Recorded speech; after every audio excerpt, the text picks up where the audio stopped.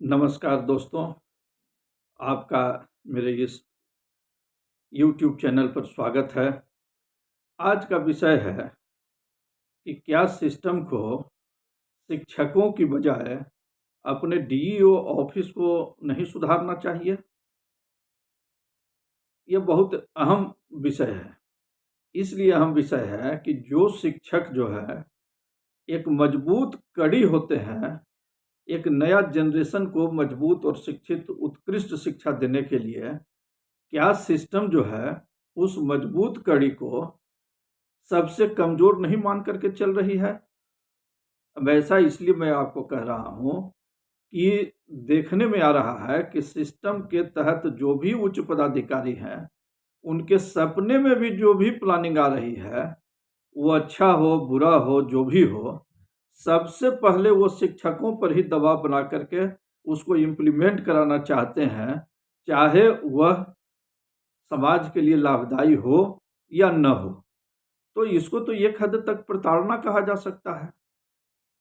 इसके बजाय सबसे बढ़िया ये रहता कि जो भी पदाधिकारी जो शिक्षा की गुणवत्ता में जो सो परिवर्तन चाहते हैं, अच्छी गुणवत्ता का शिक्षा जो है सो देना चाहते हैं, उनको पहले अपना सिस्टम सुधार करना चाहिए। अपने जो भी कार्यालय हैं, उनमें सुधार करने की ज़रूरत है। मैं एक छोटा-सा उदाहरण आपको दे रहा हूँ कि अभी बीपीएससी के माध्यम से रिजल्ट निकला है। काउंसलिंग होना बाकी है, काउंसलिंग होगा, काउंसलिंग होने के बाद शिक्षकों की बहाली होगी।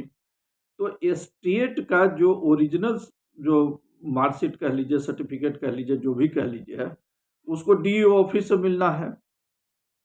डीईओ ऑफिस उसको देगा, काउंसलिंग में लोग उसको दिखाएँगे। अब उसके लिए जो है, चूँकि ये तो केवल बिहार के परीक्षार्थियों के लिए था नहीं, इसमें तो झारखंड भी है, यूपी भी है, अन्य राज्यों के भी लड़के हैं। कल की घटना मैं आपको बता रहा हूँ कि पटना डीईओ ऑफिस में जो है 10 बजे से बच्चे जो है सो बैठे हुए थे। अब 10 बजे से बच्चा बैठा हुआ है, सर स्टेट का ये चाहिए, सर स्टेट का ये चाहिए। अच्छा ठीक है, बैठे रहिए, मिलेगा, मिलेगा। 2-3 बज गया और उसके बाद एक वरिष्ठ पदाधिकारी के हस्तक्षेप करने के बाद जो है, वही कर्मचारी जो कहता था कि बैठिए मिलेगा, बैठिए मिलेगा, 10 बजे से 2:30 बजा दिया। अंत में वही कर्मचारी जो है चूँकि स्टेट का सर्टिफिकेट डिस्ट्रीब्यूट किया। आप समझिए कि जो लड़का झारखंड से आया हुआ है, जो लड़का यूपी से आया हुआ है, वो आपकी कार्यशैली का कौन-सा उदाहरण अपने मन में लेकर कर के जाएगा? इस बात को आप समझिए। और क्या यही चीज़ जो है किसी भी प्राइवेट सेक्टर की कंपनी में संभव है? कि आपको देना है कोई सर्टिफिकेट, आपका जो है सो विद्यार्थी क्या भविष्य का शिक्षक हो गया वो आकर कर के बैठा हुआ है अच्छी संख्या में और आप उसको कह रहे हैं कि बैठिए, मिलेगा और 10 बजे से लेकर कर के 2:30 बजे तक आपने उसको बैठा दिया। ये इसका मतलब क्या हुआ? इसका मतलब ये हुआ कि आप अपने आप को दाता मान रहे हैं और सामने वाला जो बैठा हुआ है, उसको लाभार्थी आप समझ रहे हैं। आप उसके ऊपर जो है सो उपकार कर रहे हैं। वो पढ़ लिख कर के जो है इस जगह पर पहुँचा है कि उसके भरोसे आपका पूरा शिक्षा जो है सो कि में सुधार होगी। अच्छे तरीके से वो पढ़ाएगा लड़का, बीपीएससी के माध्यम से सेलेक्ट होकर के आया है और आपको एक सर्टिफिकेट देने के लिए उसको जो है सो 10 बजे से 2:30-3 बजा दिए। कौन-सा कल्चर आप उसके दिमाग में बैठाना चाह रहे हैं? आपका कौन-सा इमेज लेकर कर के वो आगे बढ़ेगा? और इसकी निगरानी करने वाला कोई नहीं है। आपकी मॉनिटरिंग कोई नहीं कर सकता है। उन सारे शिक्षकों की मॉनिटरिंग करने के लिए हर तरीके का है। ऐप है, ये है, वो है, सारा चीज़ जो है चुकी है। हर तरीके का सिस्टम है और आपके यहाँ जो 4, 5, 10 कर्मचारी हैं, उसकी निगरानी कौन करेगा? आप क्यों नहीं ऑनलाइन से जो है सो 38 जिला या जो भी है, आपके जो भी ऑफ़िस से कर्मचारी हैं, क्या आपने कभी वीडियो कॉल कर के देखा है उनको? कि आपके कर्मचारी किस स्थिति में हैं? आपके कर्मचारी का माने क्या स्थिति है? नहीं देखा है आपने, इसलिए कि उनको देखने की आपको ज़रूरत नहीं है, आपको तो तंग करना है। आप शिक्षकों को कमजोर मान करके चल रहे हैं, लेकिन आपके डीओ ऑफिस में बैठे हुए कर्मचारी जो है तो कि भविष्य बदल देंगे बिहार का। आपके वो कर्मचारी जाकर करके विद्यार्थियों की एक श्रृंखला पैदा करेंगे जो उच्च कोटि का होगा? नहीं, वो शिक्षक ही होंगे और आप उनको प्रताड़ित कर रहे हैं। मैं आज तो जो है सो दंग रह गया।